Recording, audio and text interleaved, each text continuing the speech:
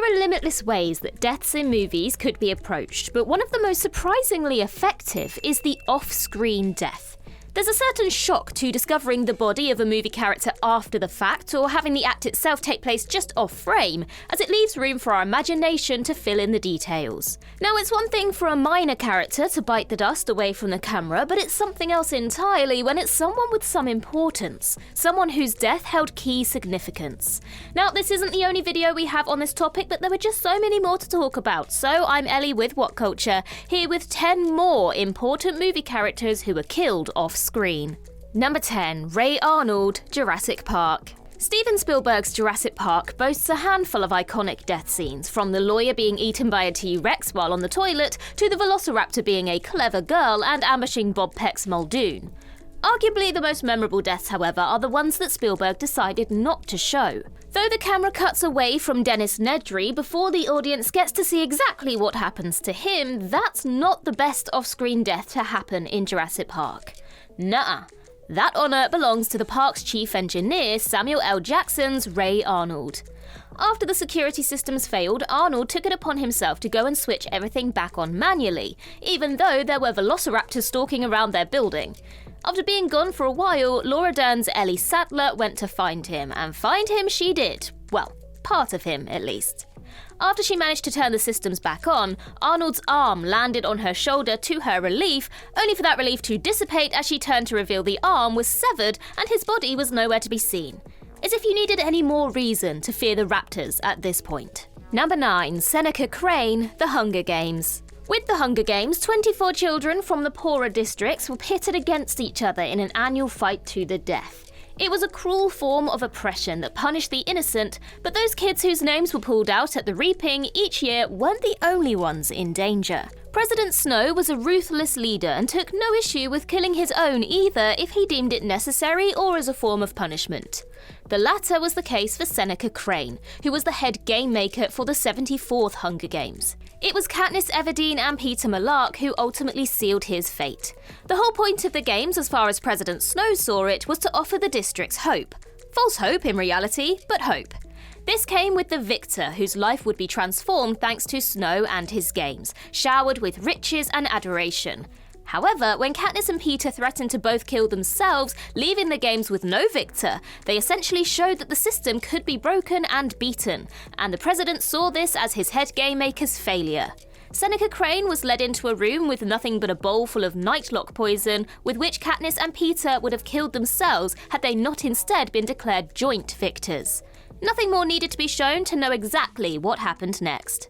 Number 8. Colonel McCullough, War for the Planet of the Apes. There have been 3 different human leads in the 3 most recent Planet of the Apes films, a trend that will continue with the 2024 release of Kingdom of the Planet of the Apes. Simply put, this is because the humans have a habit of dying. The respective fates of both James Franco's Will from Rise of the Planet of the Apes and Jason Clarke's Malcolm from Dawn of the Planet of the Apes were only alluded to in their respective sequels. But even though Woody Harrelson's Colonel McCullough was killed off-screen in War for the Planet of the Apes, there was no ambiguity in the scene. The Colonel was the most ruthless character in the entire franchise, and not only killed Caesar's wife and child, but killed his own son when he had been infected with the simian flu that was taking over the world. When he contracted that same disease himself, he wanted his own life to end. The Colonel handed his gun to Caesar, who had every reason to want his adversary dead, but he would not put him out of his misery. Instead, he walked away, leaving the gun within the vicious army leader's reach. The camera changed to follow Caesar outside the room just as the trigger was pulled, saving audiences from actually seeing him take his own life. Number 7. Tom Hagen, The Godfather Part 3. To say that The Godfather and The Godfather Part 2 are widely regarded as 2 of the greatest movies ever made, the downgrade to The Godfather Part 3 is infamous. There were many factors at play, of course, but one of the most obvious differences between the threequel and its predecessors was the omission of Robert Duvall's Tom Hagen. Though not Sicilian, Hagen was like a son to Vito Corleone. He was treated like a brother by Vito's children, and he was vitally important to the Corleone family, even after Michael demoted him. And yet, the character was killed off before the events of the 3rd film, a fact that was barely touched upon in the story itself, with his role in the family being taken by B.J. Harrison. The real reason for this was because of salary disputes between Robert Duvall and director Francis Ford Coppola, which ultimately robbed the series' third movie of one of its best characters. Number 6. Mark, Midsummer. Of the group of Americans who travelled to Sweden to take part in the midsummer festivities of their friend's village, only Florence Pugh's Danny was still breathing by the time the credits rolled. There were some shocking death scenes throughout Midsummer, from suicidal sacrifices to Danny choosing for her own boyfriend to be killed by the cult, but arguably one of the creepiest was the one that wasn't seen. Unaware of the depth and intricacies of the sacred grounds in which they were staying, Mark urinated on the tree where the host stored the ashes of their ancestors. Though accidental, this was something deemed punishable by death. Mark was led off to be shown something and wasn't seen alive on screen again. Exactly how it was revealed that he had been killed came when one of the cultists killed Mark's friend Josh while wearing not only Mark's clothes but his flayed face as some kind of a sick mask. The shock of this scene is almost worse than having to watch the murder itself. Number 5. Ellie Up. Throughout the bulk of the story of Up, Carl Fredricksen is a grumpy old man, but the opening sequence showing his life from youth through to his later years proves that he wasn't always this way. He was happy with his childhood sweetheart Ellie, his best friend from when they met as infants to when she died when they were old and grey. Throughout the montage, which by showing how happy Carl once was informed us why he was now so unhappy in the present, he and his wife went through a lot. In particular, the couple struggled with infertility and ultimately Ellie's failing health. In one frame, she is reminiscing with Carl in her hospital bed, and in the next, he is sitting by her coffin following the funeral. This has to go down as one of the saddest moments in Pixar history. Number 4. Sam, I Am Legend. As the last man on Earth in 2007's I Am Legend, Robert Neville found companionship in man's best friend, his German shepherd, Sam. They were as close as anyone could have been, which made Sam's ultimate fate so tough to swallow. Humans die in films all the time, but the death of an animal, especially a dog, can often hit so much harder. At the very least, the audience didn't have to see it happen. After a scuffle with the vampire/zombie-esque Darkseekers, Sam was hurt. While Robert was consoling her, he realised that she had been infected, which led to a heartbreaking but impossible decision being made. Sam snarls and struggles while the camera zooms in on Will Smith's face, with noises out of frame and Neville's anguished expression filling in the blanks.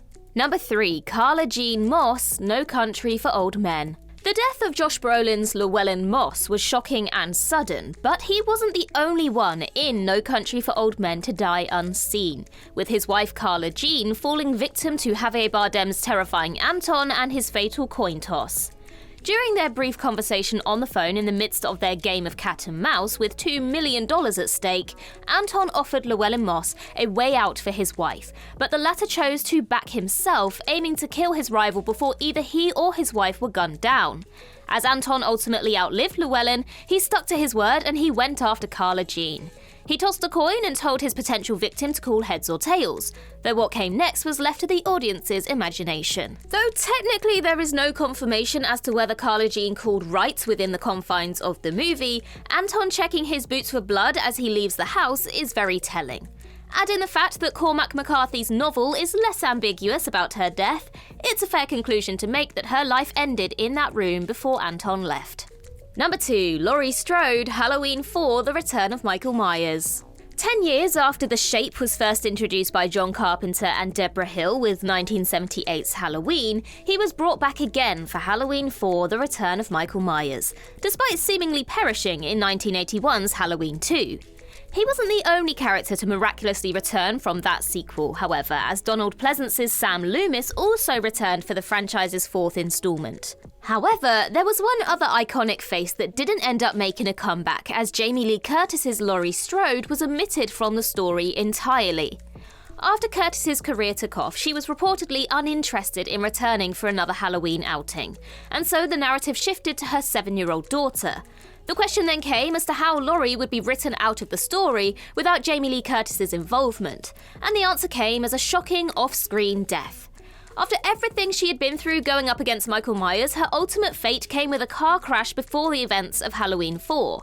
The Halloween movies would depart from this timeline twice, with 1998's Halloween H2O and the Blumhouse reboot trilogy that started in 2018. But as it was at the time, Laurie Strode, arguably the greatest final girl ever, was unceremoniously killed with no fitting send-off. Number 1. T'Challa, Black Panther, Wakanda Forever. When Chadwick Boseman tragically passed away in 2020, it rocked the entire world. Black Panther had been nothing short of a cultural phenomenon, while the actor himself was universally known as a hero just as much off the screen as he portrayed on it. His death posed the difficult question for Marvel Studios in regards to how T'Challa would be handled moving forward. A recast was quickly ruled out, and the decision was ultimately made to have the King of Wakanda die in Black Panther Wakanda Forever. T'Challa ultimately lost his battle against an unknown illness in the opening scenes of the Black Panther sequel, in what is unquestionably one of the most emotional moments, not just in MCU history, but in recent movie memory. The scene was handled beautifully, as Shuri struggled against panic to save her brother's life before her mother came and told her that he had passed.